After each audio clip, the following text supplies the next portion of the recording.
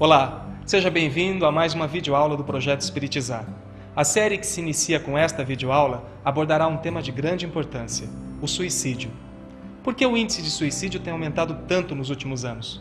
O que leva uma pessoa a cometê-lo? E quais as consequências para o suicida? Estas e outras questões abordadas na videoaula de hoje com o assunto suicídio, falsa solução. Olá, estamos novamente para iniciar um novo conjunto de videoaulas. Desta vez nós trabalharemos um tema muito importante para a humanidade nos dias de hoje. O tema suicídio, falsa solução. Na videoaula de hoje nós trabalharemos o tema a morte não existe. Inicialmente, vamos refletir um pouco a respeito de alguns dados estatísticos sobre o suicídio. A palavra suicídio, etimologicamente, ela vem de sui, que significa a si mesmo, e caedes, que significa ação de matar. Então, ação de matar a si mesmo, literalmente. O suicídio tem aumentado nos últimos tempos de uma forma assustadora. Nós vamos ver alguns dados estatísticos extraídos de um documento da Organização Mundial de Saúde que lançou um alerta a respeito desse aumento do suicídio e alertando os médicos, terapeutas do mundo afora para se ocupar dessa questão. Segundo a Organização Mundial de Saúde, 1 milhão de pessoas cometeram suicídio no ano de 2000. Ele é responsável por quase a metade de todas as mortes violentas no mundo. Produzem-se mais mortes por suicídio que a soma de homicídios, terrorismo e guerras. A cada 30 segundos, uma pessoa pratica o ato. A cada 3 segundos, uma pessoa atenta contra a própria vida. Está entre as 10 causas de morte mais frequente em todas as idades. É a terceira causa de morte entre 15 e 35 anos. Existem 20 tentativas para cada ato consumado. Então, 20 pessoas atentam contra a vida para cada ato que realmente termina na morte. 4 tentativas não conhecidas para cada uma registrada. E percebamos por esse último dado que, na verdade, esse 1 milhão de pessoas no ano 2000 é muito maior. E existem 4 tentativas que não são conhecidas, no sentido de que, então nós temos 20 tentativas conhecidas para cada ato, e 4 não conhecidas significa que nós temos 80 tentativas para cada ato consumado, com base na estatística anterior. Calcula-se que para cada morte que se atribui ao suicídio, produzem-se entre 10 a 20 intenções falhas de suicídio que geram lesões, hospitalizações e traumas emocionais e mentais. Então, muitas pessoas que atentam contra a própria vida não ocasionam a morte, mas muitas vezes ferimentos, situações difíceis que acabam gerando internação, gerando sequelas para a pessoa. Vem ocorrendo um aumento alarmante na faixa etária de 15 a 35 anos, demonstrando que o suicídio tem ampliado nessa faixa de jovens, adultos jovens e até adolescentes, e muitas vezes até em crianças tem acontecido o suicídio. Suicidam-se mais homens que mulheres, embora a maioria das intenções de suicídio ocorrem entre as mulheres. Por que acontece essa disparidade? Porque os homens normalmente, quando escolhem o método de se matar, os métodos são bem mais violentos. Apesar das mulheres tentarem mais, elas tentam com medicamentos, com meios que são muitas vezes perceptíveis para a família e podem ser socorridas. Os homens já tentam o suicídio com métodos mais violentos, como se jogar de alturas, um tiro de revólver, se jogar embaixo de um trem ou coisa parecida, fazendo com que a quantidade de homens, apesar de ser menor, que tentam de forma menos intensa o suicídio, ser maior entre os homens do que entre as mulheres. Cada suicídio gera danos emocionais, sociais e econômicos em numerosos familiares e amigos. O suicida, além de gerar uma dificuldade muito grande para si mesmo, vai produzir uma dificuldade para aqueles que permanecem encarnados, porque os danos emocionais, sociais e até econômicos, dependendo de quem suicida, se é um pai de família, por exemplo, vão gerar muitas sequelas, muitas dificuldades para as pessoas que ficam. Para cada suicídio, há em média 5 ou 6 pessoas próximas que sofrem consequências emocionais, sociais e econômicas, em relação ao dado anterior. 1/4 do ônus global ocasionado por doenças em 2002 foi devido a tentativas de suicídio. Então, além de gerar problemas para as pessoas que ficam, gera um problema muito grave no sentido de ocasionar todo um processo de internação, de hospitalização, que acaba produzindo um ônus financeiro muito grande para a humanidade. Na maioria dos países da Europa, o número anual de suicídios supera o de vítimas de acidentes de trânsito. Então, se somar todos os acidentes de trânsito, não dá o número de pessoas que se matam pelo suicídio.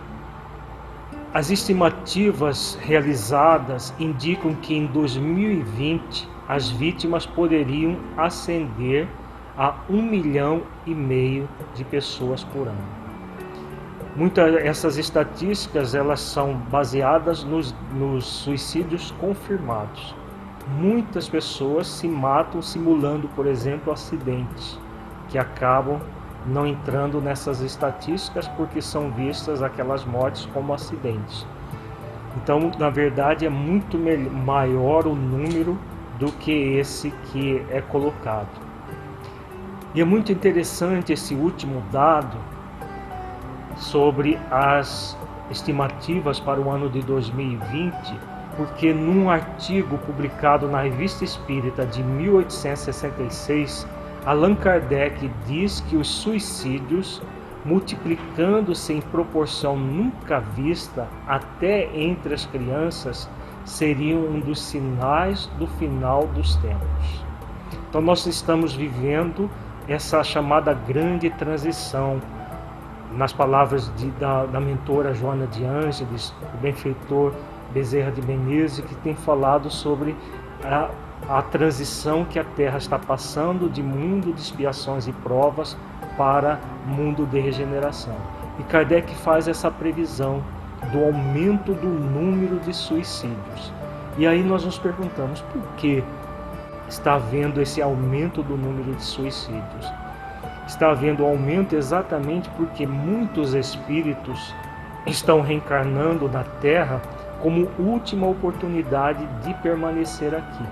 São espíritos que estavam nas regiões das sombras, nas regiões menos felizes do planeta e que estão reencarnando em massa, e muitas vezes esses espíritos, ainda muito rebeldes frente à lei divina, acabam por atentar contra a própria vida para fugir do próprio processo expiacional e provacional que estão passando nessa grande transição que o planeta Terra está ocorrendo. Então, tudo isso, essas estatísticas prenunciam exatamente o final dos tempos, né? Esse período que é a grande transição da Terra, de planeta de expiações e provas, para mundo de regeneração.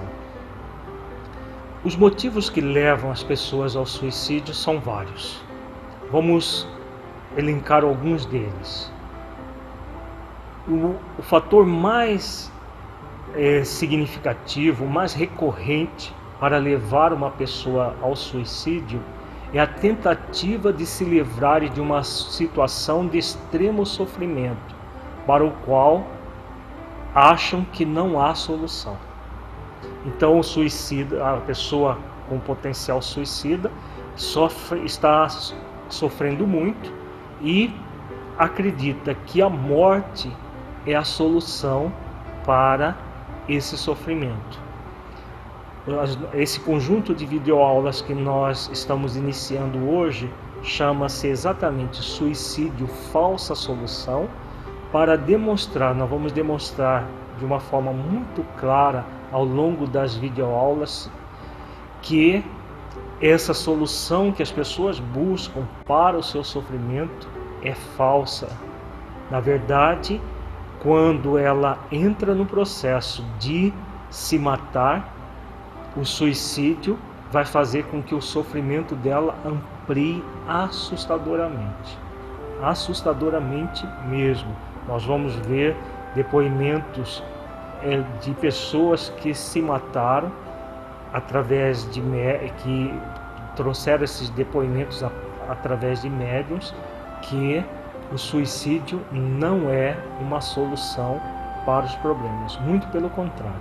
Os problemas decuplicam ou mais vezes por causa do próprio suicídio. Outra grande causa do suicídio é a pessoa estar num estado psicótico. Esse estado inclui a indução obsessiva. Muitas vezes no estado psicótico, pessoas esquizofrênicas, pessoas num processo obsessivo tão intenso que chega num nível de subjugação, elas acabam cometendo suicídio, que na verdade é considerado no mundo espiritual, pelas leis divinas, como um suicídio assassinato. Elas se matam, mas praticamente são assassinadas por espíritos obsessores. Nós vamos ver futuramente detalhes sobre essa questão. Por que que muitas vezes ocorre isso? Importante é saber que, por mais que exista a indução obsessiva, a pessoa é sempre responsável pelos seus atos. Então, na verdade, o obsessor ele passa a ser corresponsável. Existem atenuantes nesse tipo de suicídio, mas ainda é visto pelas leis divinas como um suicídio.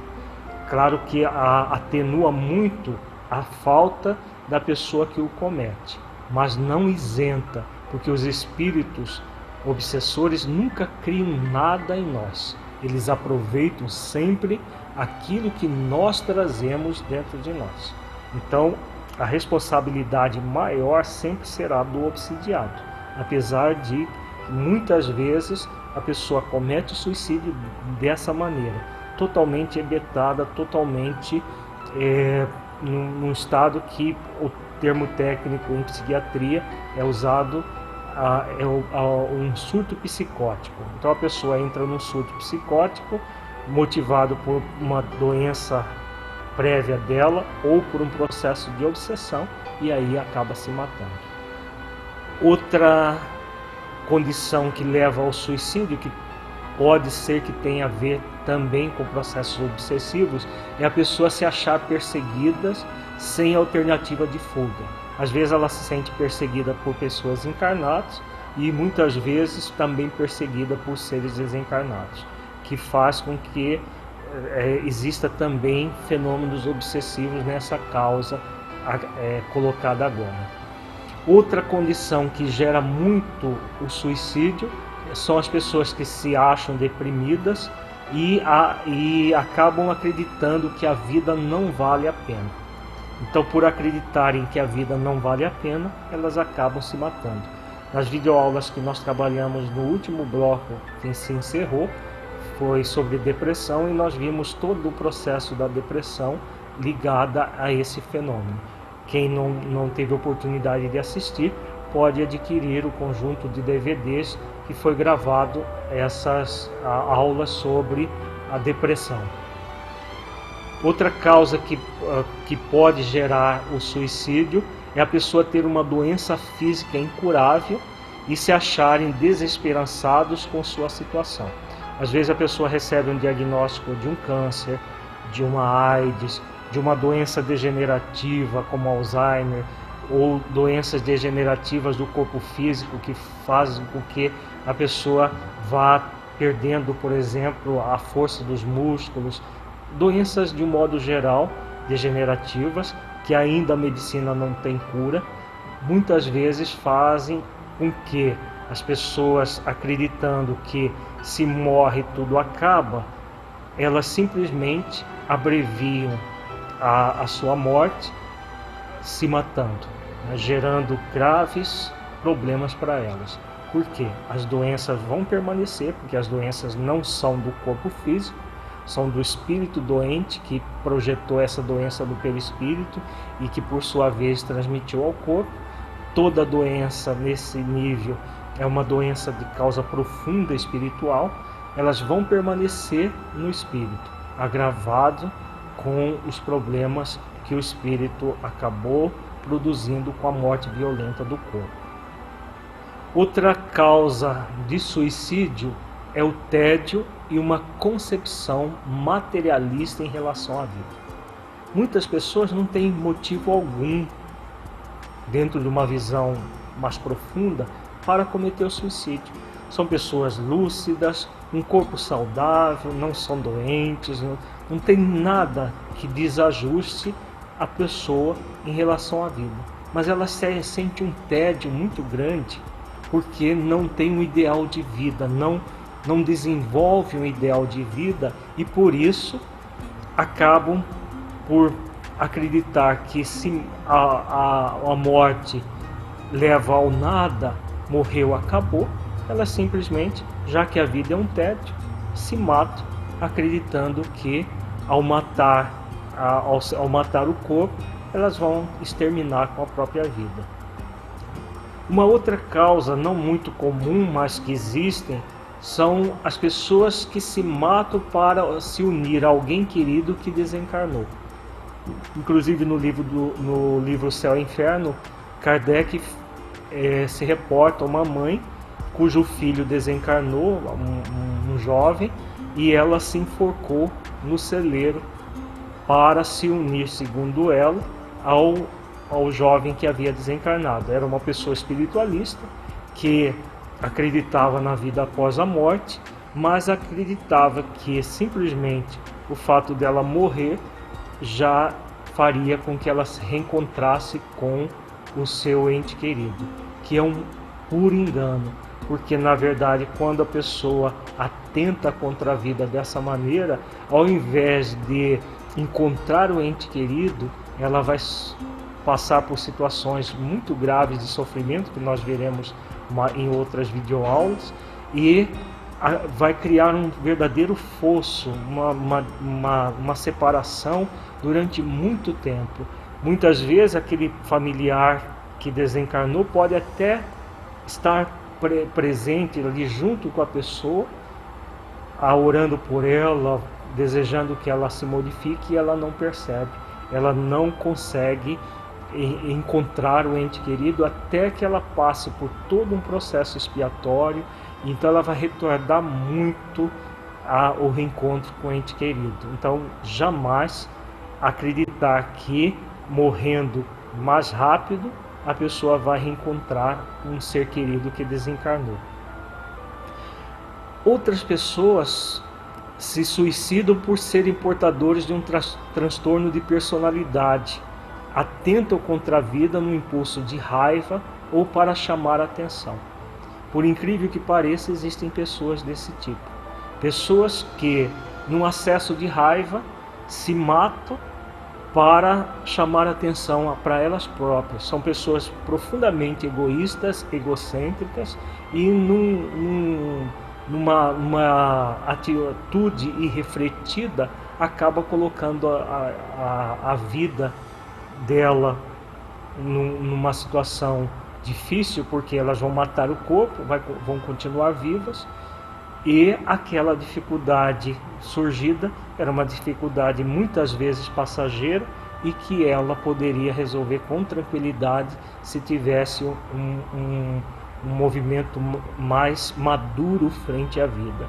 Inclusive no livro Céu e Inferno também Allan Kardec cita um caso de uma pessoa, de um rapaz, de um jovem, que simplesmente porque a namorada dele não quis abrir a porta, porque ela não estava muito afim de ter um relacionamento com ele, pelo fato de ele ir até a casa dela e ela não abrir a porta para que ele entrasse, ele simplesmente, na porta da namorada, da casa da namorada, ele vem a tirar a vida. Evocado na Sociedade Espírita de Paris, ele fala a respeito do drama que ele estava vivendo, numa atitude impensada, simplesmente por raiva da ex-namorada, da pessoa que não queria ter um relacionamento com ele, que nem o amava de fato, ele depois reconheceu isso, e ele acabou tirando a própria vida, gerando um drama para si mesmo,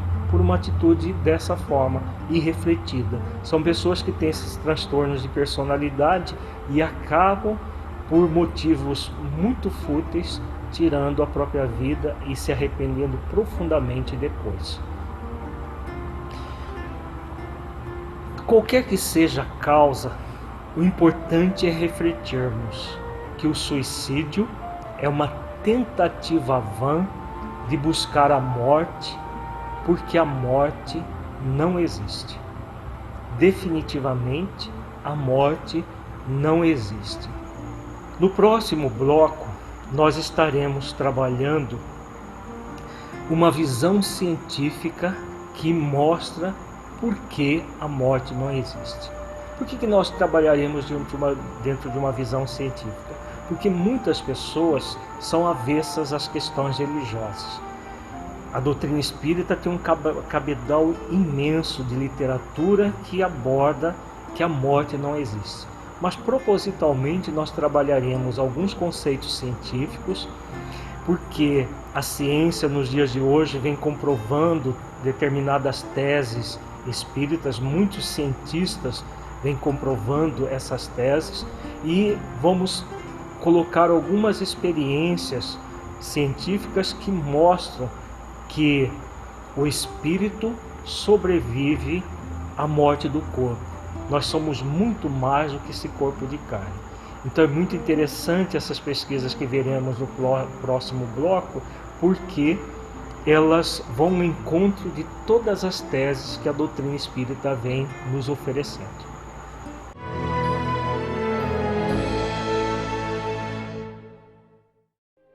Para que um rio seja caudaloso e forte, é preciso que tenha margens seguras para conduzi-lo. Para que uma flor desabroche, é preciso antes que ela tenha a sustentação vigorosa da planta. Para que sejamos pessoas de bem, é preciso nos qualificar, humanizar, para espiritizar.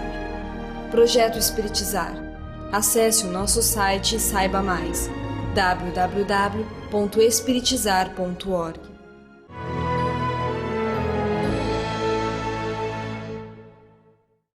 Afinal, morte existe?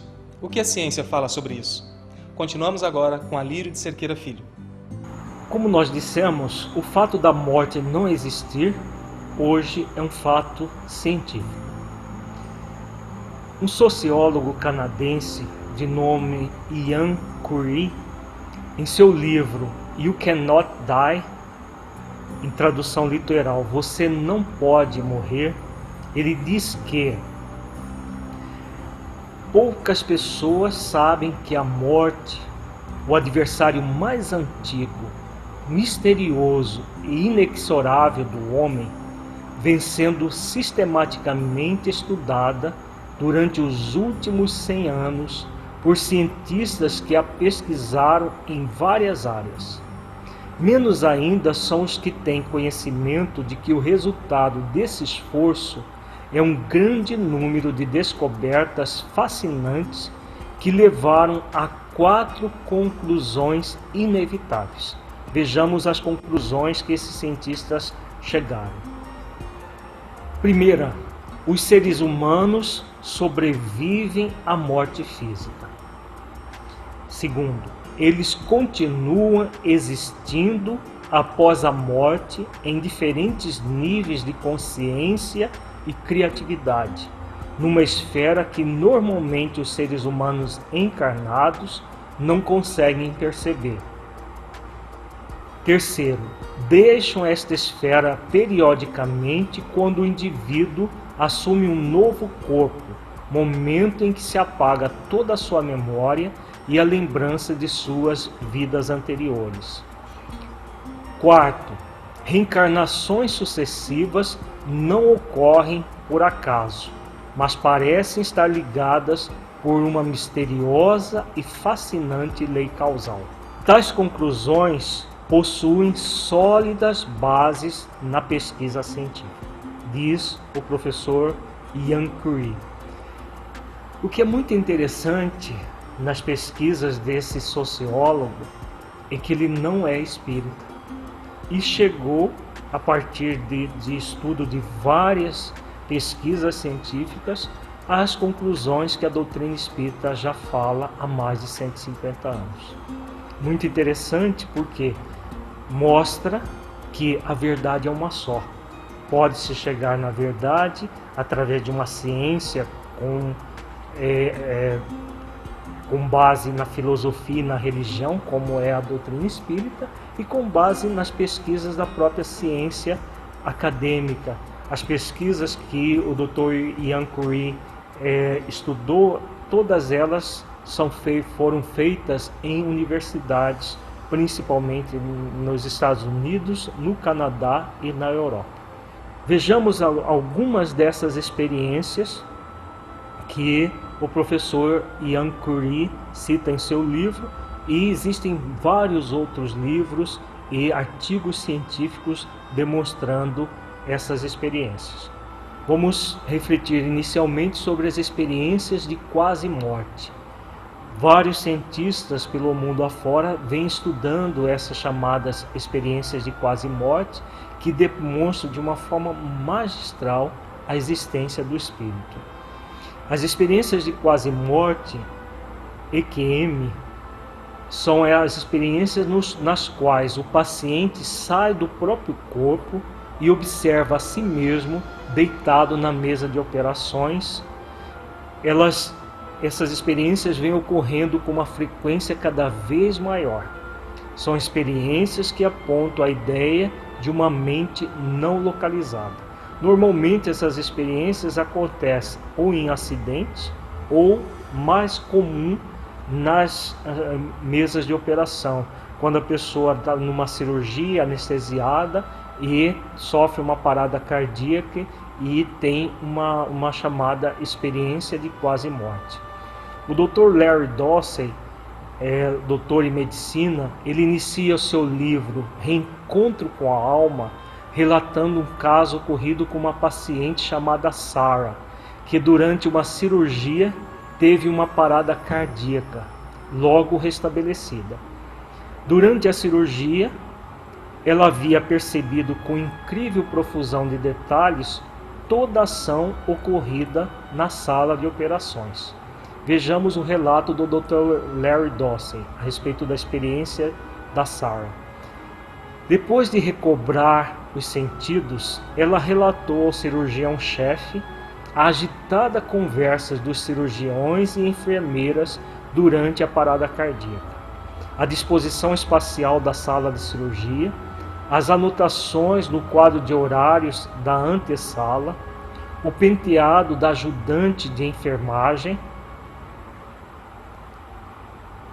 os nomes dos cirurgiões que estavam na sala dos médicos no fim do corredor, esperando a conclusão do seu caso, e mesmo um fato insignificante, de que o anestesista estava usando meias de cor diferentes. Ela sabia de tudo isso, apesar de ter estado totalmente anestesiada e inconsciente durante a cirurgia e a parada cardíaca. Eis agora o detalhe mais surpreendente. Sarah é cega de nascimento. Então essa experiência é uma experiência fantástica que o Dr. Larry Dossey cita nesse livro. Ela mostra exatamente a tese espírita que eles próprios, os próprios cientistas, não conseguem explicar muito bem. Eles falam de uma mente não localizada, eles usam termos que não são espíritas, mas que a doutrina espírita explica com muita lógica. Existe o corpo, o espírito e o perispírito. O perispírito, ele não tem necessariamente as lesões que o corpo físico tem. Então uma pessoa cega, ela tem os olhos normais no perispírito. Inclusive muitos cegos relatam que tem desdobramentos do corpo físico e desdobrados eles enxergam. Muitos relatam que eles enxergam luzes. A cegueira total é muito rara do ponto de vista espiritual, salvo situações muito difíceis, expiações muito difíceis para o espírito. Então o que aconteceu com a Sarah? Ela teve uma experiência de quase morte. Durante a parada cardíaca, o espírito se desdobrou do corpo e o perispírito, como não é cego, viu tudo aquilo que se passava no ambiente. E a experiência de quase morte é uma experiência de lucidez durante aquele momento que a pessoa estava cirurgiada. Então ela vê todo o ambiente, vê detalhes que jamais uma pessoa cega no corpo físico conseguiria perceber, mas que desdobrada do corpo físico, pelo fato do perispírito estar intacto, ela percebeu tudo isso e relatou. O que é interessante nas experiências de quase morte é que as estatísticas dão conta de que somente nos Estados Unidos da América, cerca de 8 milhões de pessoas já passaram por experiências semelhantes à da Sarah. Um número significativo que refuta o argumento segundo o qual esses fenômenos não passam de frutos das relações complexas dos neurônios dentro do sistema nervoso central superior, como explica o jargão médico. Os médicos materialistas, eles explicam que são fenômenos ligados ao cérebro. Durante o fenômeno da cirurgia, as pessoas têm determinados estímulos cerebrais e têm essa percepção. Agora, como que uma pessoa cega cega de nascença, bem dito, pode enxergar algo que ela nem tinha como formar imagens, descrição de toda a sala cirúrgica. Até para uma pessoa leiga, que não seja cega, simplesmente descrever uma sala cirúrgica seria difícil. Agora, quanto mais uma pessoa leiga e cega. Então as explicações materialistas não convencem. Dr. Dossey, ele acumula argumentos como esses para concluir que a mente humana seria não localizada e estaria fora do corpo. Ele pondera ainda que mesmo se insistirmos, como fazem alguns, na localização da mente no cérebro, nós incorremos em erro. Então os cientistas estão próximos de encontrar a essência da vida que está no espírito e comprovar a existência do perispírito. Quando o Dr. Larry Dossey e outros pesquisadores falam dessa consciência não localizada, na verdade eles estão falando do perispírito, do cérebro perispiritual, dos órgãos do perispírito que não são localizados no corpo físico, são extra corpo físico. Um dos maiores pesquisadores das experiências de quase morte na atualidade é o médico psiquiatra norte-americano Dr. Raymond A. Moody Jr., que já publicou 2 obras sobre o assunto, Luz do Além e Vida Depois da Vida. Essas obras são fantásticas e nas suas obras o Dr. Raymond Moody Jr. ele diz que se a existência da vida depois da morte ficar comprovada, isso vai revolucionar a ciência, pois implicará na possibilidade de se estudar cientificamente novas e outras dimensões além daquelas que já conhecemos. Então, as pesquisas elas estão direcionando cada vez mais as questões espirituais. Continua o Dr. Raymond Moody dizendo que se soubéssemos que existe um mundo espiritual no qual o amor e o conhecimento são os únicos atributos de importância e que as coisas pelas quais guerreamos, dinheiro, terra, poder político, são importantes apenas aqui na Terra, isso de certo modificaria nossas atitudes e crenças acerca dos povos e pessoas que consideramos nossos inimigos. Acho interessante a conclusão que o Dr. Raymond Moody chega com base nas próprias pesquisas que ele fez com centenas de pessoas que tiveram experiências de quase morte, falando sobre a questão do amor e do conhecimento. Exatamente o que os benfeitores espirituais dizem nas suas obras, que Allan Kardec diz nas obras básicas, a necessidade, nós estamos encarnados para adquirir amor e conhecimento. E tudo mais é secundário.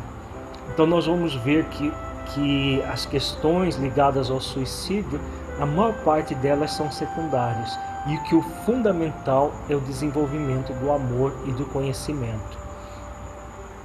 Um outro grande pesquisador a trabalhar com as experiências de quase morte é o Dr. Kenneth Ring. Uma de suas pesquisas sobre os efeitos das experiências de quase morte nos pacientes concluiu: a pesquisa considerou 3 amplas categorias de efeitos subsequentes. Primeiro, mudanças em valores pessoais e no conceito que o indivíduo tem de si mesmo. As pessoas saem dessas experiências com um aumento em sua apreciação da vida.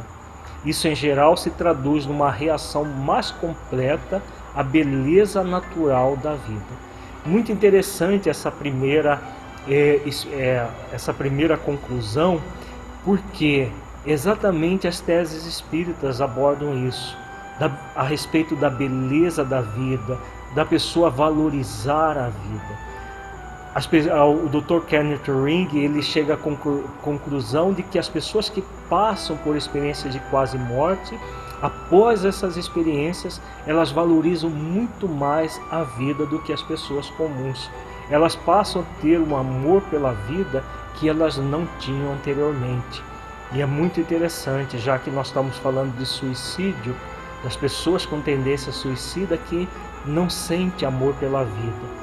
Então as pessoas que passaram por experiências de quase morte, que quase desencarnaram, mas que retornaram ao corpo físico, passam a valorizar muito mais a vida no corpo físico. Então o suicídio realmente é uma falsa solução, porque ele não vai matar a vida da pessoa. Ela não vai matar a vida, vai matar apenas o corpo da pessoa. Essa conclusão é fantástica nesse sentido da valorização da vida. A segunda grande conclusão das experiências do Dr. Ring é que há uma mudança na orientação religiosa ou espiritual. A importância dada às coisas materiais, ao sucesso pelo sucesso e à necessidade de impressionar os outros, por exemplo, diminui. Essas pessoas costumam buscar uma compreensão mais profunda da vida, principalmente em seus aspectos espirituais e de religiosidade. Então há uma mudança na questão dos conceitos de espiritualidade e de religiosidade. As pessoas se tornam muito mais espiritualizadas, não necessariamente mais religiosas.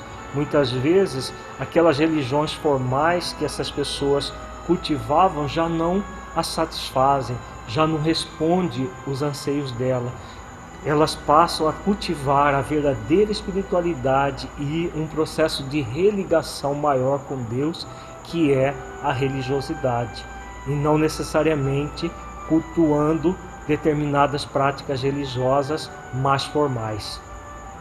Então, as pessoas que passam por uma experiência de quase morte, elas se tornam mais capazes de professar uma fé incondicional da vida após a morte, por causa desse aumento da espiritualidade, da religiosidade, dessa ligação maior com Deus. A terceira grande conclusão é que acontece também mudanças na percepção psíquica. As pessoas passam a ter uma maior capacidade psíquica de percepção do mundo espiritual, incluindo precognições, visões espirituais e experiências fora do corpo. A partir daquela experiência de quase morte, muitas vezes as pessoas têm uma facilidade maior de desdobrarem-se do corpo, a verem o mundo espiritual e ter também precognições. Elas conseguem antever situações que podem ocorrer no futuro. De tudo isso que o Dr. Kenneth Ring conclui é que uma experiência de quase morte tende a estimular uma transformação espiritual radical na vida do sobrevivente, afetando seu conceito sobre si mesmo, suas relações com os outros, sua visão de mundo e também seu modo de funcionamento psicológico. Vamos abordar agora as chamadas experiências fora do corpo. As experiências fora do corpo são experiências em que alguém tem a impressão de perceber o mundo de um ponto fora do corpo físico. A pessoa se vê desdobrada do corpo físico, ela vê o corpo e ela está fora. As pessoas que tiveram experiências fora do corpo, elas sonham como qualquer outra pessoa e recusam-se a aceitar o fato de que a experiência foi um sonho.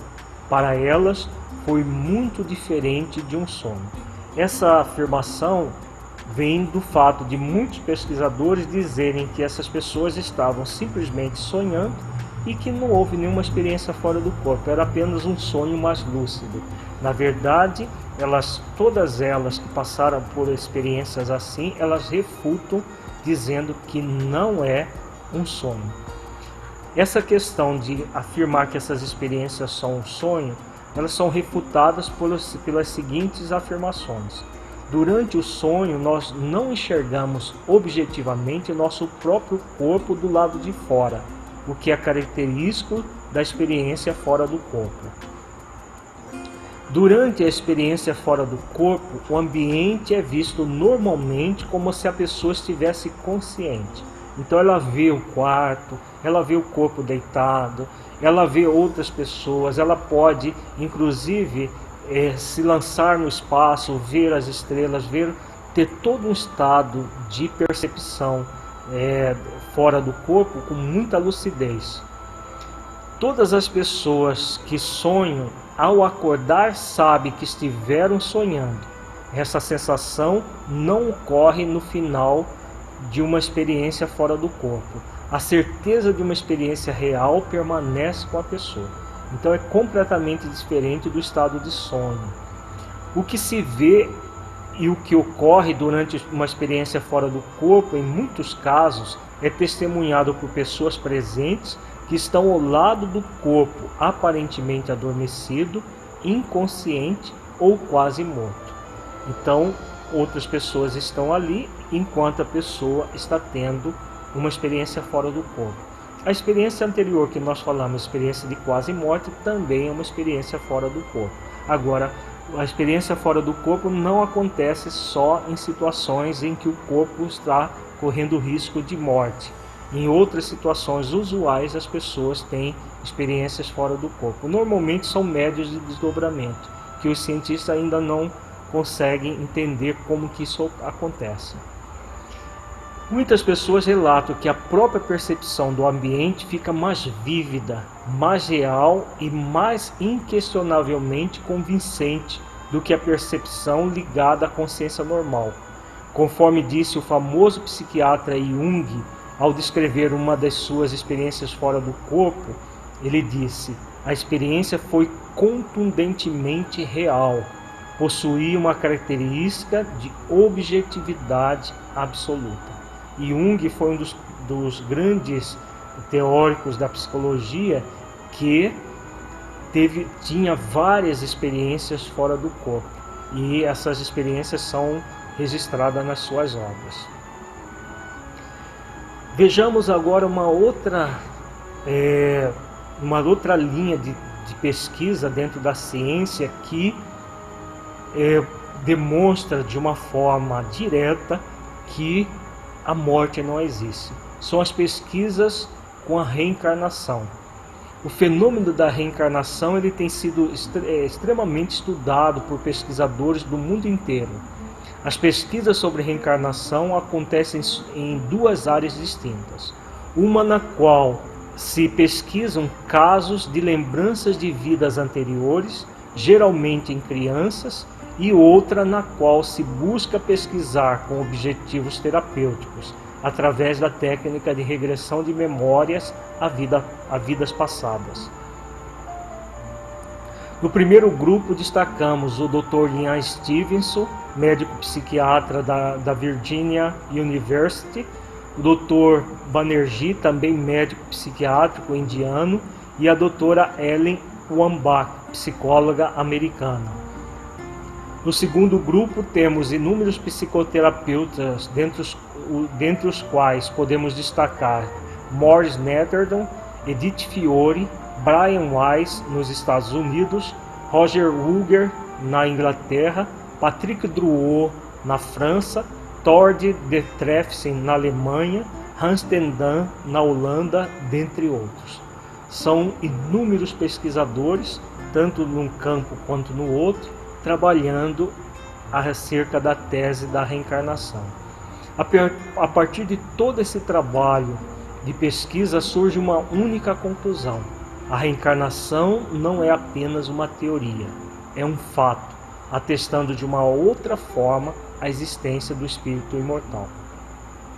O Dr. Ian Stevenson, por exemplo, que é professor de psiquiatria da Universidade de Virgínia, um profissional altamente respeitado, é um grande estudioso das lembranças conscientes a respeito de vidas passadas. Ele já coletou 1.700 casos de pessoas que afirmam ter lembranças claras de uma vida anterior à presente. Essas lembranças, geralmente muito nítidas, são absolutamente convincentes àqueles que as têm. O Dr.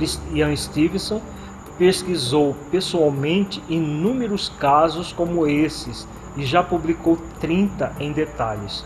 Seus estudos são escrupulosos, esmerados e exaustivos. Cada explicação alternativa para a reencarnação, tal como fraude deliberada ou equívocos de memória, foi cuidadosamente analisada, avaliada e finalmente rejeitada. Uma das pesquisas que provam acima de qualquer dúvida razoável que todos nós já vivemos anteriormente são os dados coletados pela doutora Ellen Wambach em seu trabalho de regressão realizado com mais de 1.000 pessoas que realizaram mais de 1.100 vidas passadas, publicadas em seu livro Recordando Vidas Passadas. A doutora Wambach começou seus experimentos com grupos de pessoas, hipnotizando-os simultaneamente. Uma vez hipnotizados, fazia com que voltasse a determinados períodos e lugares. A conclusão a que chegou é que a reencarnação é um fato. Tanto o Dr. Ian Stevenson quanto a doutora Ellen Wambach chegaram a essa conclusão baseados em dados científicos. Aqueles que desejarem maiores detalhes, nós sugerimos os livros do Dr. Ian Stevenson, 20 casos sugestivos de reencarnação, da doutora Ellen Wambach, Recordando Vidas Passadas. Nós agora, para concluir a nossa videoaula de hoje, estudaremos um texto do psicólogo Tord de Trefsen, que é formado pela Universidade de Munique, na Alemanha. Ele é psicoterapeuta transpessoal na mesma cidade e tem uma larga experiência com a terapia de vidas passadas. Ele é autor dos livros A Regressão a Vidas Passadas como Método de Cura, O Desafio do Destino, A Doença como Caminho, entre outros. Vejamos as conclusões que o Dr. Thord de Trefsen chega a partir das suas pesquisas. Conclusões que a doutrina espírita coloca de uma forma fantástica, mas que é muito bonito quando vemos essas mesmas conclusões partindo de um cientista. Diz o Dr. de Trefsen que a ciência considera a consciência uma expressão do processo físico. Na minha opinião, a matéria considerada pura e simplesmente não encerra processos conscientes como mostra a nossa experiência. Deveria a matéria humana constituir uma exceção? Qual seria a finalidade de um corpo desenvolver uma consciência durante 60 anos e de repente extingui-la? Em contrapartida, parece que a morte ganha melhor interpretação a partir da nossa hipótese. Quando separamos a alma do corpo a que dá vida, rompemos um elo, a vida, e promovemos aquilo que chamamos morte, um processo que, no dizer popular, corresponde ao último sopro de vida. Dizemos que fulano nos deixou, ou ainda que o espírito deixou aquele corpo, etc.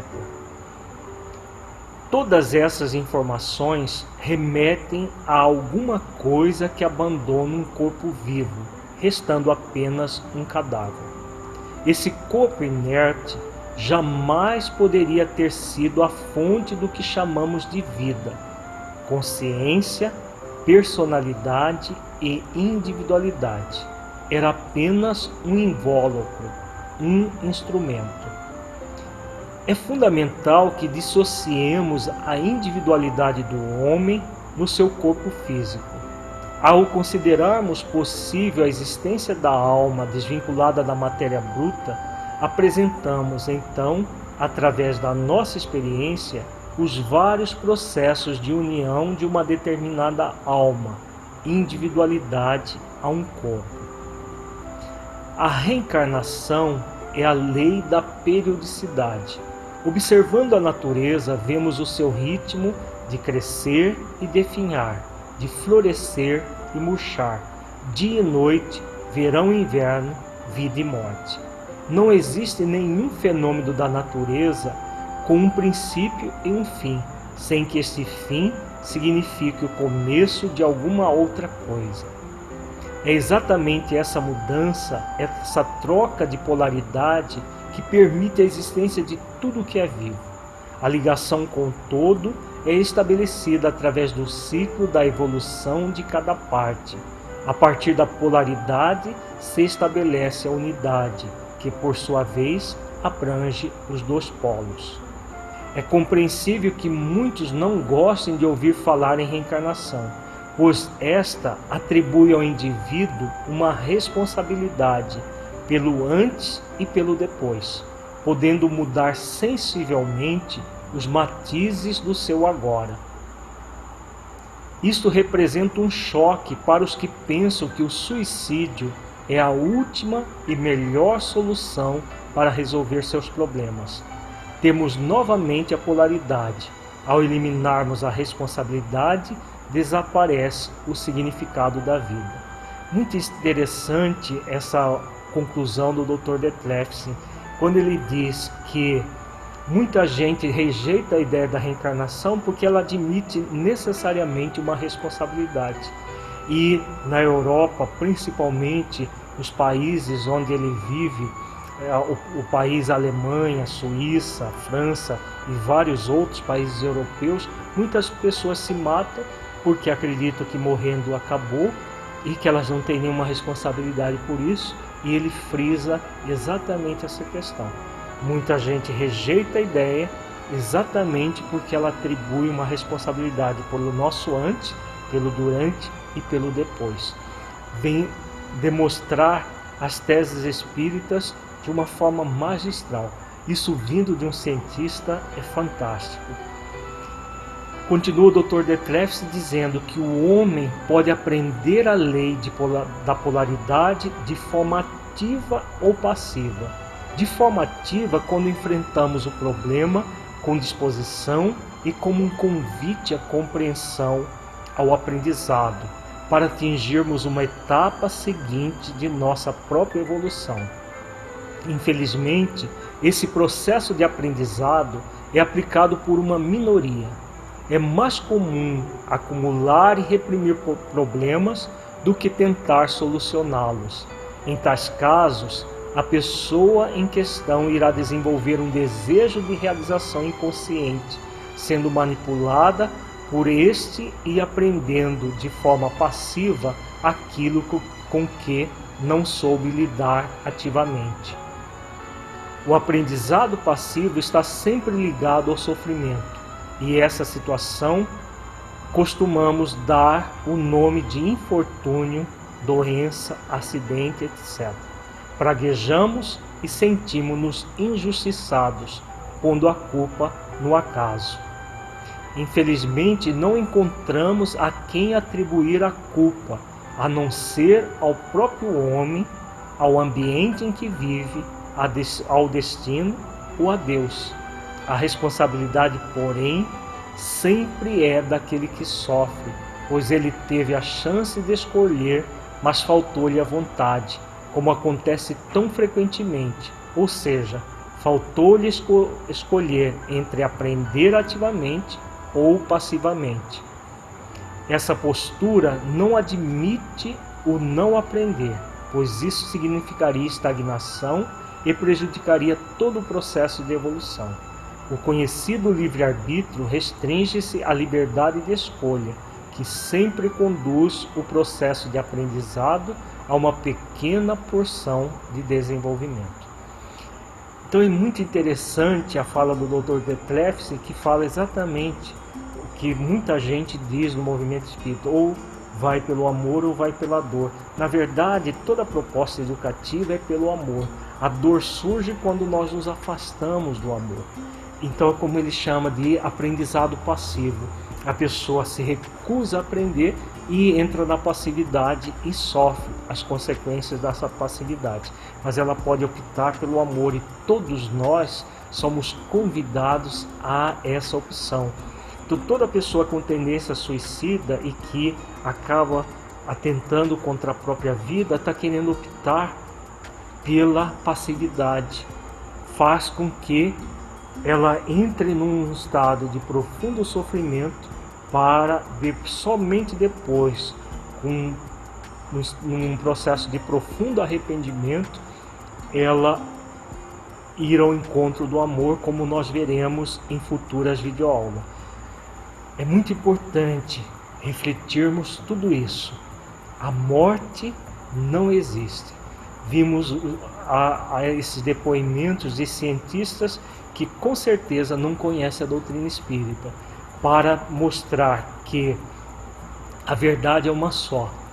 Chega-se na verdade pela ciência, pela filosofia ou pela religião, ou por ambas, pelas três, como é o caso da doutrina espírita. Mas o mais importante nisso tudo é saber que tudo é vida e que tudo é um convite ao aprendizado. Assunto que nós veremos numa próxima videoaula. Muita paz e até a próxima oportunidade. Agradecemos a sua companhia e nos encontramos na nossa próxima videoaula. Para saber mais sobre o Projeto Espiritizar, acesse www.espiritizar.org. Até lá!